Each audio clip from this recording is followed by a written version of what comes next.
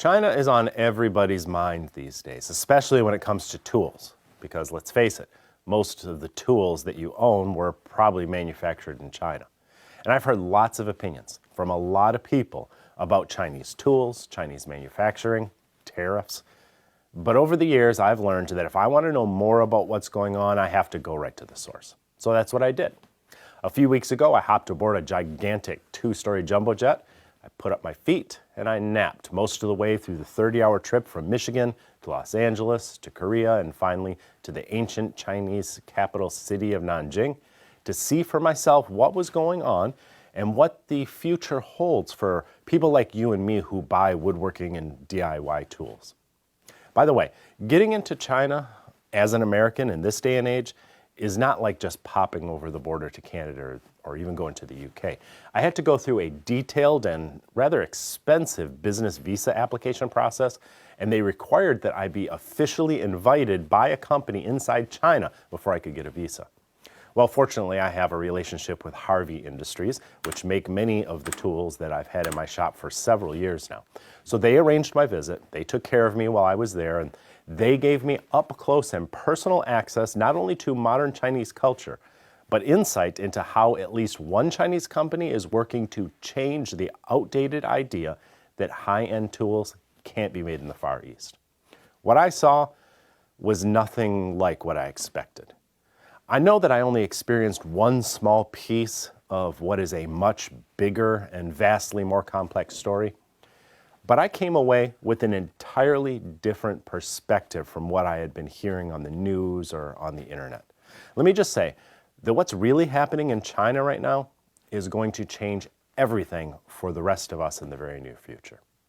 I noticed it on my very first day there. As I left the airport, my driver pointed to one building after another that makes most of the tools we're familiar with in America and Europe. It seemed like everything was made right there in Nanjing, and China's full of other manufacturing cities just like it.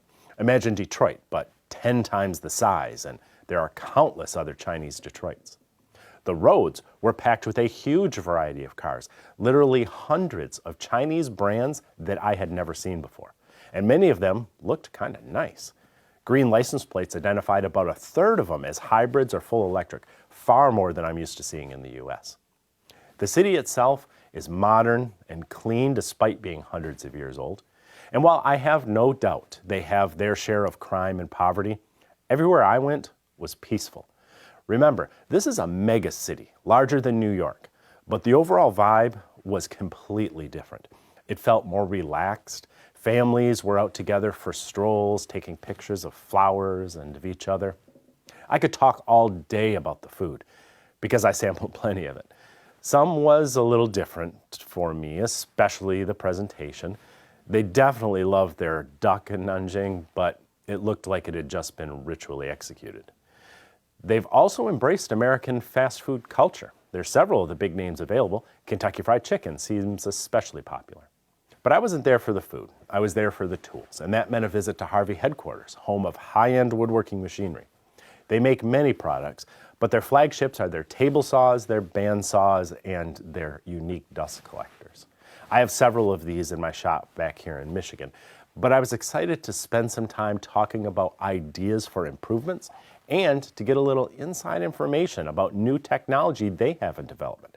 Stuff that unfortunately they swore me to secrecy about, but which will completely change how you use your tools. That is not an exaggeration. They're doing things with common woodworking machines that have never been done before. That's all I can say right now. The Nanjing factory is one of 2 that Harvey owns.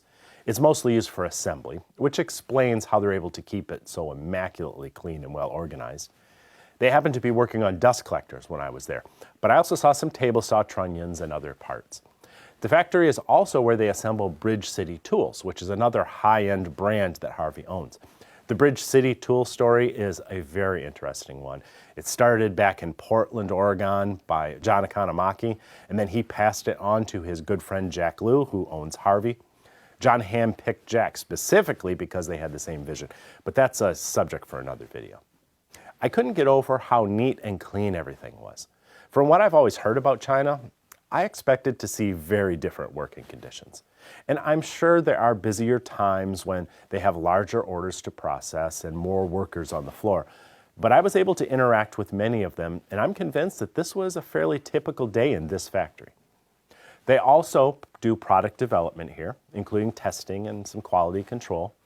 Harvey doesn't operate foundries and mills. They contract all that out to a vast supply chain of hundreds of independent businesses. Since I wasn't able to visit any Chinese steel mills, I can't compare the working conditions there to what they may be elsewhere. I can only speak to the conditions at Harvey, and it's clear that their workers are well paid and cared for. The Nanjing factory isn't the only one Harvey owns. They also have a factory in Yangzhou, a smaller city of just 4.5 million people. China has about 150 cities with populations in excess of 1 million people. Compare that to just 36 in all of Europe combined. There are 19 Chinese megacities with over 10 million people in each. In the US, there are 0. Keep this in mind because I'll tell you what that means for our tools in the future. Yangzhou is where Harvey assembles their larger machines, such as their bandsaws and their table saws and their lathes. Interestingly, you have probably owned or used a Harvey machine at some point without even knowing it. Many of the major brands, the ones that have been household names in the US for decades, particularly in woodworking and metalworking, were actually made by Harvey for many years. But these companies were constantly pushing down the standards to make machines cheaper and cheaper. I'm not going to call out any of those brands here, but the corners they were cutting became ridiculous. And so Jack said, enough. Harvey began putting the focus back on quality and innovation with their own line of premium machinery a few years before the pandemic. And that's when I was first introduced to Harvey, after a chance meeting at an Atlanta restaurant with Mark Strawler, who is a legend in the industry from his days with Craftsman and Delta, back when those brands were the standard for quality. Well, Mark told me that if I wanted that kind of quality in this day and age, I needed to check out Harvey. And so I did. That led me to an old Woodworkers Journal article from 2017 about a guy named Jack Liu who was working to change the way the West thinks about Chinese tools. I was fascinated by that article. I'll link to it below if you want to read it.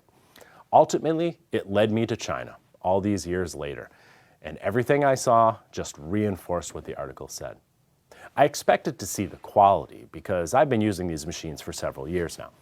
What I didn't expect, what really shocked me, was the glimpse of the future this trip afforded me. Take the factories, for example. Sure, they make a lot of machines here, but I also saw a lot of unused space. They have the capacity for much, much more, and that's true of China as a whole. They may appear to make pretty much everything already, but we haven't seen anything yet. Their capacity for more manufacturing is tremendous. As I spoke to the workers at Harvey, I also noticed their work ethic. They are absolutely dedicated to their jobs. Their work is tied to who they are. And that is deeply ingrained in Chinese culture as a whole in a way that is almost completely foreign to many Westerners nowadays. As I saw some of the things that Harvey was developing, features and new technology that will change how our machines work, another stereotype was shattered. The Chinese aren't just co-opting Western technology. China is capable of doing amazing things when it comes to developing new tech and unique products on their own. Finally, as I spent time with the workers, I saw the quality of life that the modern Chinese population have lately become accustomed to. And so I started to put all the pieces together in my mind. China is the United States around 1950. Back then, our grandparents' generation lived in a world with a tremendous post-war manufacturing capacity that was just waiting to be fully tapped. That generation had a work ethic that few still embrace today. They were also on the cusp of a new age of innovation and technology, and they were beginning to leave behind the frugality of the Great Depression and eager to embrace a higher standard of living. All that led to an economic explosion back then that led to amazing things here in the US over the last 3/4 of a century. That's where China is now. The Chinese people are a frugal culture. They've had to be. But that's changing with the new generations. As more and more start demanding a more Western way of life, becoming large-scale consumers of their own products, there will be no stopping their economy because they have the capacity, they have the work ethic, and they have the ability to innovate. So what will this mean for Western tool manufacturing? Competition on a level we haven't even begun to imagine. The days of thinking all Chinese tools are junk are gone. Some of the best tools are now made in China, and a savvy woodworker or DIYer recognizes that those old stereotypes are just that, old and outdated. The world is changing. 关注我，看尽国外热门视频。